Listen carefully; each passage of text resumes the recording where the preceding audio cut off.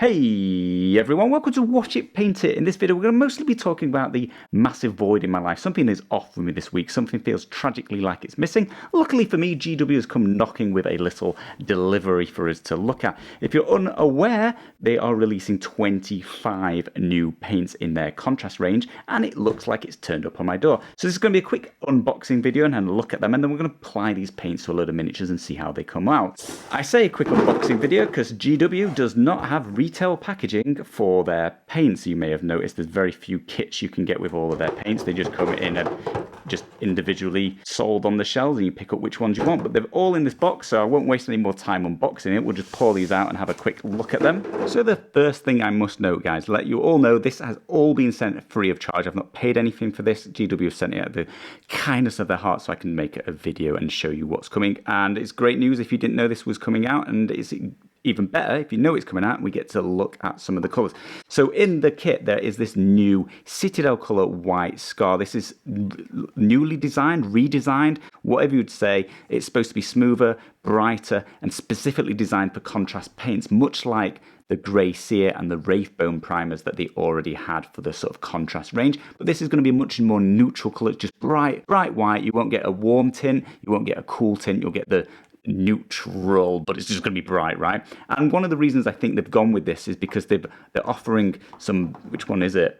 It's one of these two, can't tell in the pot, but it's got to be this, right? They're offering some incredibly bright colours in this reinvigoration of the range, these 25 new ones. So there's sort of 5 or 6 incredibly bright colours, and that's going to work incredibly well with a bright white primer. So the actual range itself, I don't know if they've changed the formula or anything like that. We will have a look if it applies any differently to normal. That's one of the things I'd like to test. They've also sent some contrast medium, so we'll get that out of the way. Well, another thing I noticed is there's actually 27 here. They definitely said there was 25 on their sort of press release thing, so we've got some additional colours. Maybe they've not finalised exactly how much they're going to release. Is this a different one?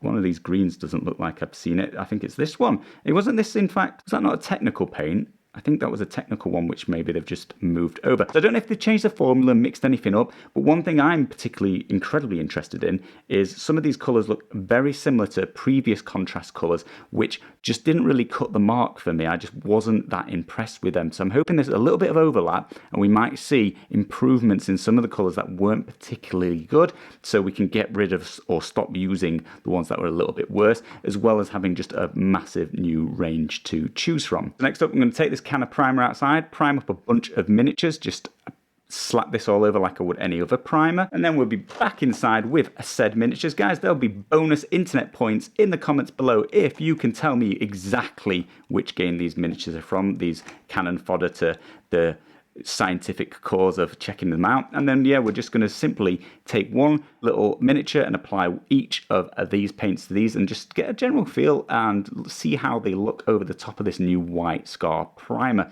It's going to take me a while, so hopefully you'll enjoy a little bit of speeded up footage, capturing just how it goes on and what it looks like initially. We won't drag too much into it. I think we're all fairly, hopefully, familiar with contrast paints by now. If you're not, plenty of videos on the channel covering contrast paints or speed paints if you're in the army painter market.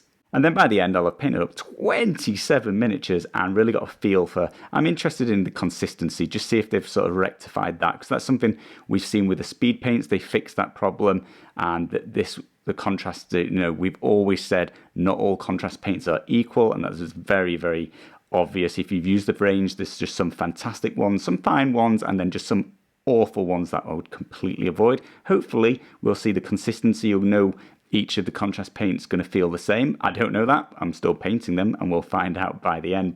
Just a couple of things to point out while I am painting this. One thing is I'm just trying to slap on about the same amount of each contrast paint as I apply it to the miniature. I'm also not being particularly careful. I'm not going to go back and remove pools. It's going to be quite raw.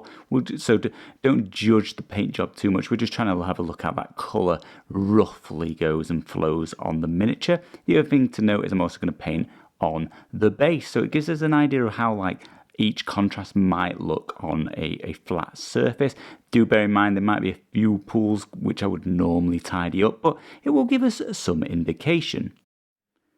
The first thing I noticed from this bunch of contrasts is shaking 27 contrast like a Polaroid picture is going to agonize your wrist. The second thing I do notice though is the White Scar Citadel color, you know, this smooth contrast paint primer. It is good. You know, I need to go and compare it to their original primers, Army Painters primers, other primers. But in general, I feel like it was very, very smooth. The contrast paint went on well, and there's no grainy effects whatsoever. So that's a good start to this new product. So for the actual miniatures themselves, I'm going to take a bunch and line them up so you can see them in more close-up detail, as well as discuss some other points about it. I noticed Citadel themselves, in the release, have grouped them together which share sort of similar properties and that sort of thing, and I'm going to do exactly the same. They're not going to match Citadel's groupings, and I'll try to explain why as we go through. So for my first grouping, it's actually going to be quite close to Citadel's. They've got a group which is very bright and wonderful, as well as one that's quite strong and bold colours. I've grouped these together.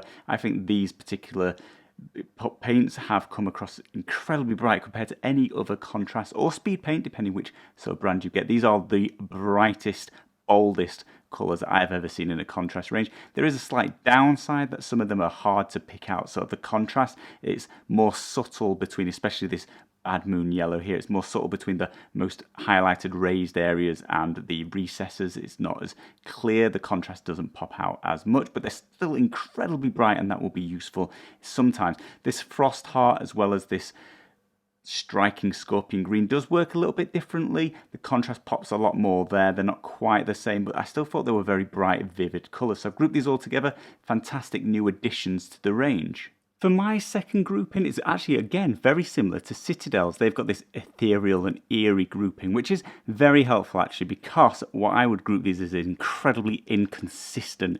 These paints, these contrasts are just very different to the others. In fact, they're different within this range. Now, I've got a couple that aren't in their ethereal, eerie range, but they just go on very differently to the previous paints we've just looked at, and the next ones we're going to look at. They're a lot thinner. There's more sort of medium in there. It does, you know, it's just a tool. It gives you a different effect, and as long as you know it, it's not a problem. The issue for me is because it's inconsistent, you have to learn which colours aren't going to go on exactly the same as other colours.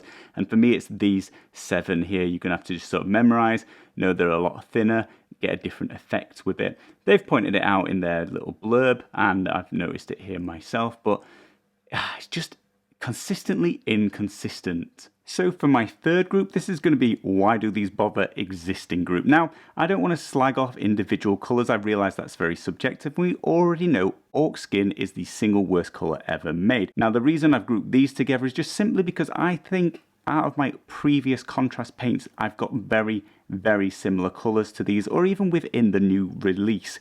So these are just really a question of, do you really need them? Do you have the money? Do you have the space to store them? Obviously, across paint ranges, we have many, many shades of blue, that sort of thing normally. So this is no different. You're just getting very similar shades of blue, and there's going to be a time and a place to use all of these. We also have to remember that I actually applied these to a white primer. I'm used to seeing them on that grey Sear or Wraith Bone, so they might not be as close as I remember to colours that I've already got. But I think if you know you're on a budget, or you're just dipping your toe in the water, you might already have some of these colours. So it's just bear that in mind, but it's not too bad. And I think all of these paints worked very, very well and show off these actual individual colours. So I want to finish on a high note, and for this grouping, for me personally, these are the colours that were missing. These are the best colours in this set. Obviously we've got the bright colours, which were a fantastic addition, but these are colours that were either massively in need of improving, such as those purples. We've now got some fantastic contrast working purples. This, in my opinion, this is a better yellow. It's removed some of those orange tones that we had before, and it's a much more pure yellow. Then we've got this Nighthaunt Gloom, which is a very light, sort of mid-rangey, paley blue-grey, which I don't think we really had before, not with this consistency anyway, and it's given nice coverage now. We've gained this burgundy, which is just fantastic, a nice pink, very dark pink or purpley red, which is just another colour we were missing. And then Black Legion's a new, very dark grey. I think they maybe stole that from the Army Painter, giving that different, not quite black, but very, very dark grey. I think that's a colour we were missing before. We've gained a very bright green, a nice green as well. So basically a bunch of colours that really, really complement your contrast set. And I think these are great. I'm very, very happy with these ones. Guys, that's it for this video. let us know in the comments below if we can experiment, if we can test anything for you. Let us know. I think we want to see these on metallics. I think we need to see if that primer is better than other options out there. Also, let me know your favourite colour. I know it's subjective, but I love to know which one has tickled your fancy. Thank you ever so much for watching, and I'll see you again soon.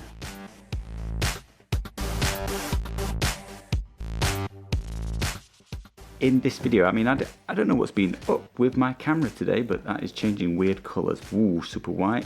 Not white. What's going on? It's that white balance. It's all over the place. Their new 25 paint range of contrast. Can't get my words in the right order. The most important thing to notice from all of that, no, not the most important thing, a thing to notice, I don't even know how to word brighter than I normally would, but essentially blah blah blah blah blah blah blah blah blah blah blah nice.